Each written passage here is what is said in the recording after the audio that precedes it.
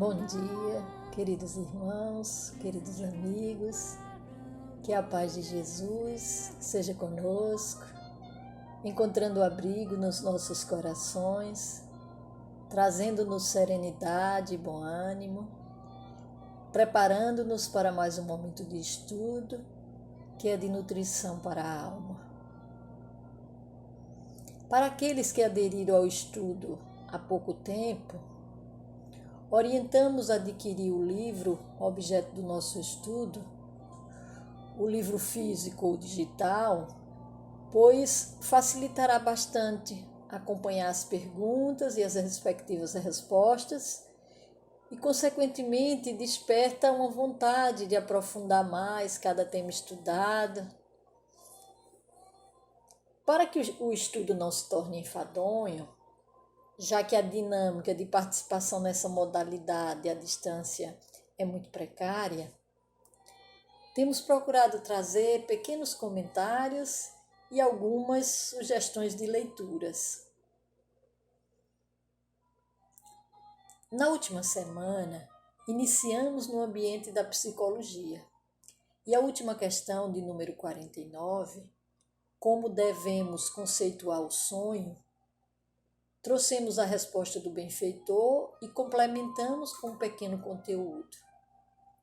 Mas alguns irmãos pediram para desenvolvermos um pouco mais o tema. E em razão disso, vamos então fazer uma leitura do livro do Invisível, de Leon Denis. O capítulo é o 13, intitulado Sonhos Premonitórios, Clarividência e Pressentimentos. Esclarece Denis. Os sonhos, em suas variadas formas, têm uma causa única, a emancipação da alma. Esta se desprende do corpo carnal durante o sono e se transporta a um plano mais ou menos elevado do universo, onde percebe, com o auxílio de seus sentidos próprios, os seres e as coisas desse plano. Podem dividir-se os sonhos em 3 categorias principais. Primeiramente, o sonho ordinário, que nós chamamos, na ocasião, de sonho fisiológico, puramente cerebral, simples repercussão de nossas disposições físicas ou de nossas preocupações morais. É também o reflexo das impressões e imagens arquivadas no cérebro durante a vigília. Na ausência de qualquer direção consciente, de toda intervenção da vontade, elas se desenvolvem automaticamente ou se traduzem em cenas indecisas, destituídas de coordenação e de sentido, mas que permanecem gravadas na memória. No primeiro grau de desprendimento, agora já falando da segunda categoria, o espírito flutua na atmosfera sem se afastar muito do corpo. Mergulha, por assim dizer, no oceano de pensamentos e imagens que de todos os lados rolam pelo espaço. Deles se impregna e aí colhe impressões confusas, tem estranhas visões e inexplicáveis sonhos. A isso se mesclam às vezes reminiscências de vidas anteriores, tanto mais vivazes quanto mais completo é o desprendimento, que assim permite entrar em vibração as camadas profundas da memória. Esses sonhos, de infinita diversidade, conforme o grau de emancipação da alma, afetam sobretudo o cérebro material. E é por isso que deles conservamos a lembrança ao despertar. Entendamos, o espírito está desprendido, mas se encontra em esfera densa e de vibração não distinta da do mundo físico. Por isso o cérebro consegue abranger. Por último, vêm os sonhos profundos ou sonhos etéreos. o espírito se subtrai à vida física, desprende-se da matéria, percorre a superfície da terra e a imensidade, onde procura os seres amados, seus parentes, seus amigos, seus guias espirituais.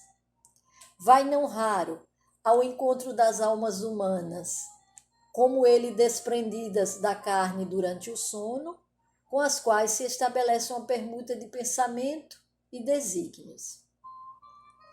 Dessas práticas, conserva o espírito impressões que raramente afetam o cérebro físico, em virtude de sua impotência vibratória. Essas impressões se gravam, todavia, na consciência, que lhes guarda os vestígios sob a forma de intuições, de pressentimentos, e influi, mais do que se poderia supor, na direção da nossa vida, inspirando os nossos atos e resoluções. Daí o provérbio: a noite é boa conselheira.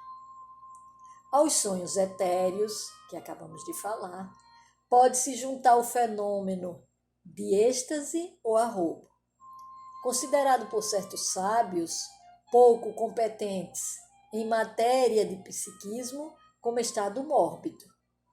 O êxtase é, em verdade, um dos mais belos apanágios da alma afetuosa e crente, que na exaltação de sua fé reúne todas as suas energias, se desembaraça momentaneamente dos empecilhos carnais e se transporta às regiões em que o belo se ostenta em suas infinitas manifestações.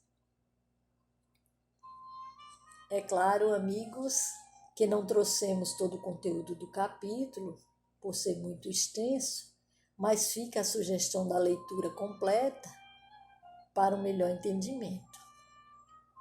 Vamos dar continuidade agora ao conteúdo inerente à psicologia, e a próxima questão é a de número 50.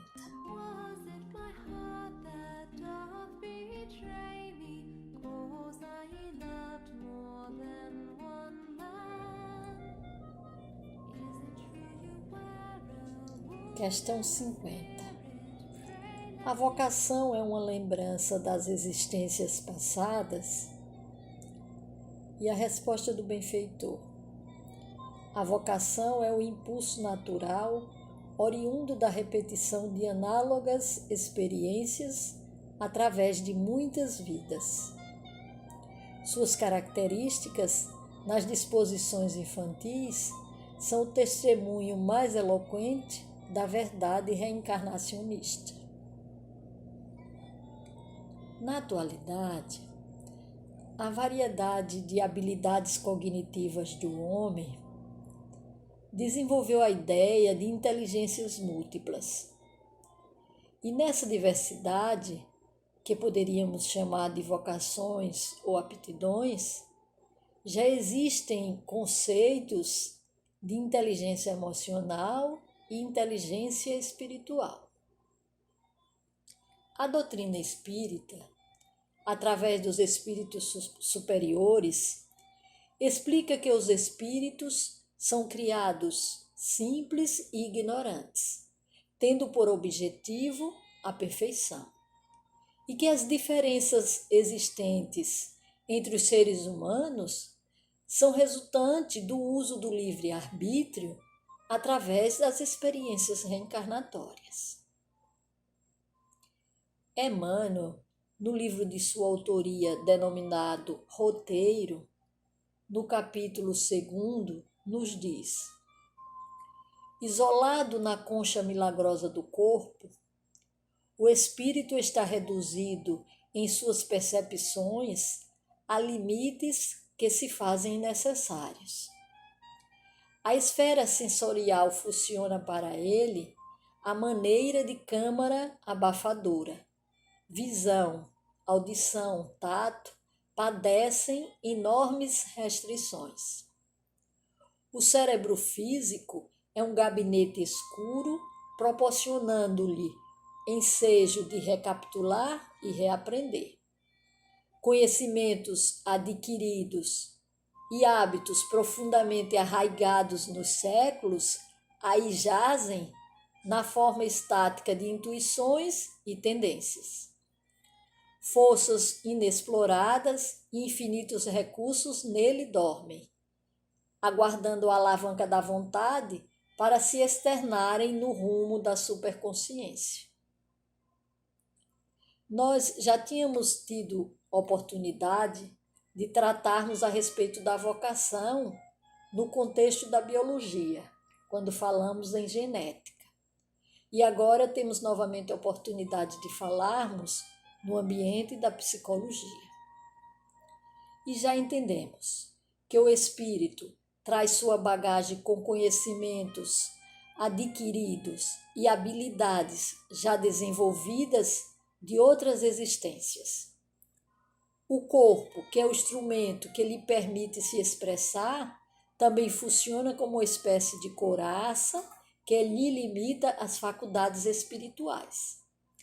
Mas, além do desenvolvimento já promovido, trazemos em germens as potencialidades que herdamos do Criador, aguardando o encontro com o nosso self, com o nosso Deus interior, com o Cristo cósmico, para o despertar dessas manifestações divinas em nós, quando verdadeiramente seremos o homem novo, ou novo modelo de Adão, que refletirá a imagem e a semelhança do Pai, a exemplo de Jesus de Nazaré.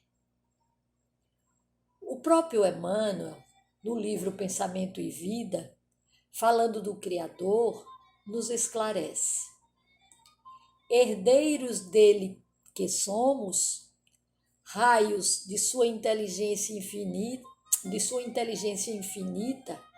e sendo ele mesmo o amor eterno de toda a criação, em tudo e em toda parte é da legislação por ele estatuída que cada espírito reflita livremente aquilo que mais ame, transformando-se aqui e ali na luz ou na treva, na alegria ou na dor, a que empenha o coração. Eis porque Jesus, o modelo divino, enviado por ele à terra para clarear-nos a senda, em cada passo de seu ministério, tomou o amor ao Pai por inspiração de toda a vida, amando sem a preocupação de ser amado e auxiliando sem qualquer ideia de recompensa, descendo à esfera dos homens por amor, humilhando-se por amor, ajudando e sofrendo por amor. Passa no mundo de sentimento erguido ao Pai excelso, refletindo-lhe a vontade sábia e misericordiosa. E para que a vida e o pensamento de todos nós lhe retratem as pegadas de luz, legou-nos, em nome de Deus, a sua fórmula inesquecível: amai-vos uns aos outros como eu vos amei. Para aqueles que querem um maior entendimento a respeito da vocação na visão espiritista, recomendamos a leitura do capítulo 16 do mesmo livro, Pensamento e Vida, cujo título do capítulo é Vocação.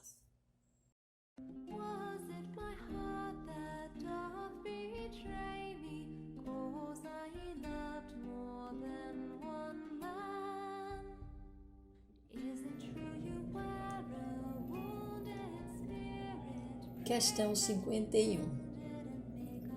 A loucura é sempre uma prova? E a resposta do mentor: o desequilíbrio mental é sempre uma provação difícil e dolorosa.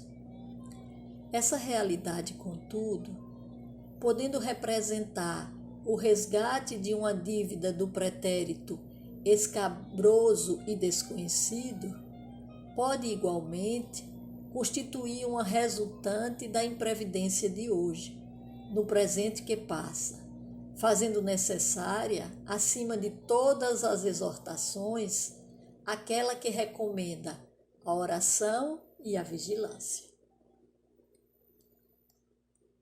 O mentor, confirmando o desequilíbrio mental como uma provação dolorosa, elucida-nos que nem sempre ele representa um resgate do pretérito. Pode retratar também o resultado de desarmonias atuais. E quando recomenda oração e vigilância, faz-nos lembrar dos processos obsessivos. Esses processos que são capazes de promover o desequilíbrio mental e que também pode resultar de sintonias psíquicas da vivência atual, não necessariamente como cobrança de outras existências. O espírito Manuel Filomeno de Miranda, no livro Nas Fronteiras da Loucura, psicografia de Divaldo Franco, nos diz que é muito diáfana a linha divisória entre a sanidade e o desequilíbrio mental. E diz mais: vivendo-se numa sociedade em que as neuroses e as psicoses campeiam desenfreadas, vitimando um número cada vez maior de homens indefesos, as balizas demarcatórias dos distúrbios mentais fazem-se mais amplas. Há, no entanto, além dos fatores que predispõem à loucura, e dentre os quais situamos o karma do espírito, nos quais se demoram incontáveis criaturas em plena fronteira, a obsessão espiritual, que as impulsiona a darem o passo adiante, arrojando-as no desfiladeiro da alienação de largo porte e de difícil recuperação. Por isso, meus amigos, a grande necessidade de entendermos o presente não apenas como tempo de colheita, mas também como época de semeadura. E agora ou no porvir, colheremos sempre aquilo que plantarmos. Para melhor entendimento do processo de loucura na visão espírita, recomendamos a leitura do Livro dos Espíritos, no tema Idiotismo, Loucura. Está no capítulo 7º do livro 2º.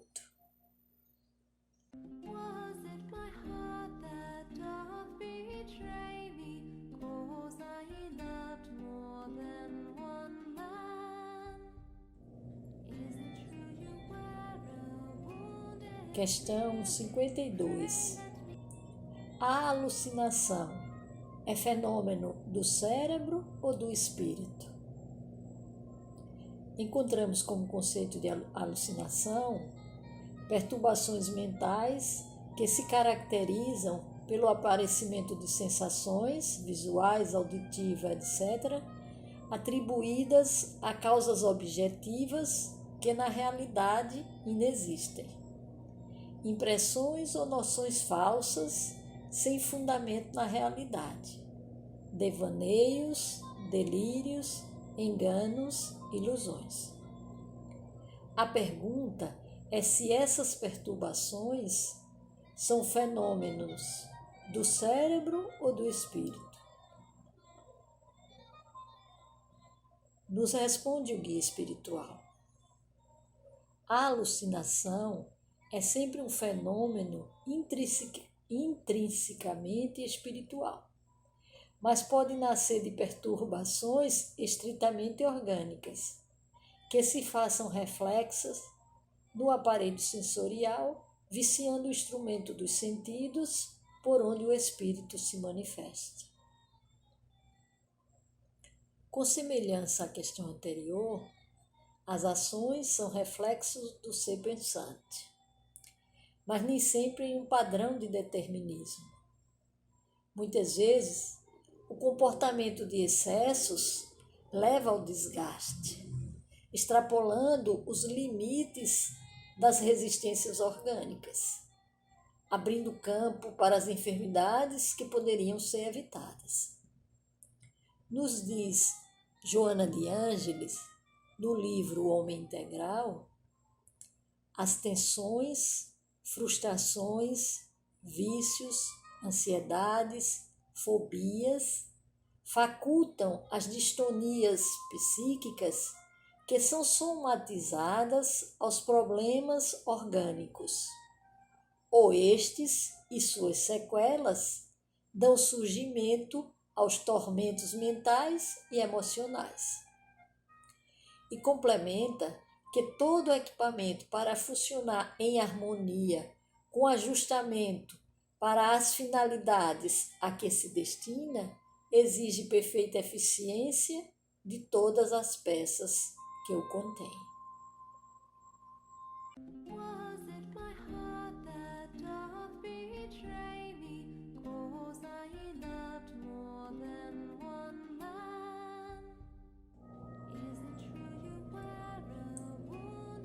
Questão 53.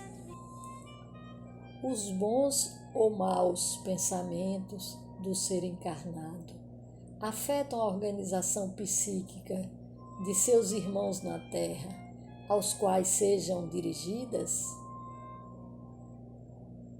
E responde o benfeitor: os corações que oram e vigiam, realmente de acordo com as lições evangélicas, constroem a sua própria fortaleza para todos os movimentos de defesa espontânea. Os bons pensamentos produzem sempre o máximo bem sobre aqueles que representam os seus objetivos, por se enquadrarem na essência da lei única, que é o amor em todas as suas divinas manifestações. Os de natureza inferior podem afetar o seu objeto em identidade de circunstâncias, quando a criatura se faz credora desses choques dolorosos na justiça das compensações. Sobre todos os feitos dessa natureza, todavia, prevalece a providência divina, que opera a execução de seus desígnios de equidade com misericórdia e sabedoria. Nós não podemos esquecer da lei de sintonia existente no universo, que se estabelece em virtude da atração e da simpatia existentes entre as partes que mantêm afinidade. E pelos mecanismos da lei de afinidade, a sintonia constitui lei inderrogável. Atraímos aquilo com que nos afinamos. Se ofertamos o bem, ele envolve a todos, porque ele é lei geral vigente no universo. Mas se ofertamos o mal, ele alcança quem estiver em sintonia com esse padrão e, consequentemente, volta para nós. Queríamos trazer ainda para nossa reflexão parte da mensagem de Emmanuel no livro Ceifa de Luz. A mensagem é de número 42, no trato comum. Primeiro, o benfeitor traz uma citação de Paulo, o versículo 15 do capítulo 12, na Epístola aos Hebreus. Nem haja alguma raiz de amargura que, brotando, vos perturbe e, por meio dela, muitos sejam contaminados. E então comenta Emmanuel: é razoável estejamos sempre cautelosos a fim de não estendermos o mal ao caminho alheio. Os outros colhem os frutos de nossas ações e oferecem-nos de volta as reações consequentes. Daí o cuidado instintivo em não ferirmos a própria consciência, seja policiando atitudes ou selecionando palavras, para que vivamos em paz à frente dos semelhantes, assegurando tranquilidade a nós mesmos. Esqueçamos ofensas, discórdias, angústias e trevas, para que a raiz da amargura não encontre clima propício no campo em que atuamos. Todos necessitamos de felicidade e paz. Entretanto, felicidade e paz solicitam amor e renovação, tanto quanto o progresso e a vida pedem trabalho harmonioso e bênção de sol. Bem, meus irmãos, podemos observar ao longo do estudo que quando analisamos o elemento material no contexto da biologia, não conseguimos separá-lo da influência do elemento espiritual. Na psicologia, onde o objeto é o ser psíquico, novamente nos deparamos com seu reflexo no elemento material, nos convidando ao entendimento da necessidade de estudarmos o ser humano como ser integral. E nesse propósito, nos esclarece a benfeitora Joana de Ângeles, no livro de sua autoria, O Despertar do Espírito. O ser humano é uma complexidade de valores transcendentes que se mesclam em profundidade, possuindo suas matrizes nas inexauríveis fontes da vida cósmica. Qualquer tentativa de reduzi-lo aos equipamentos meramente orgânicos, sob o controle dos neurônios cerebrais, não atinge os objetivos indispensáveis a uma compreensão de sua realidade. E assim, amigos queridos, chegamos ao final do estudo de hoje, concluindo os temas da psicologia. E na próxima semana, quando adentrarmos no campo da sociologia, que é a única ciência classificada pelo benfeitor como ciência fundamental. É um conhecimento que vai crescendo gradativamente e ampliando nosso entendimento a respeito da nossa existência, da criação divina e da grandiosidade do Criador. Queríamos agradecer a todos o tempo que passamos juntos, pois com certeza, ligados pelo mesmo objetivo, conseguimos criar com a ajuda da espiritualidade amiga uma energia de auxílio e equilíbrio a todos nós. Que o nosso Mestre Maior nos permita a oportunidade de um novo encontro na próxima semana. Paz e bem para todos.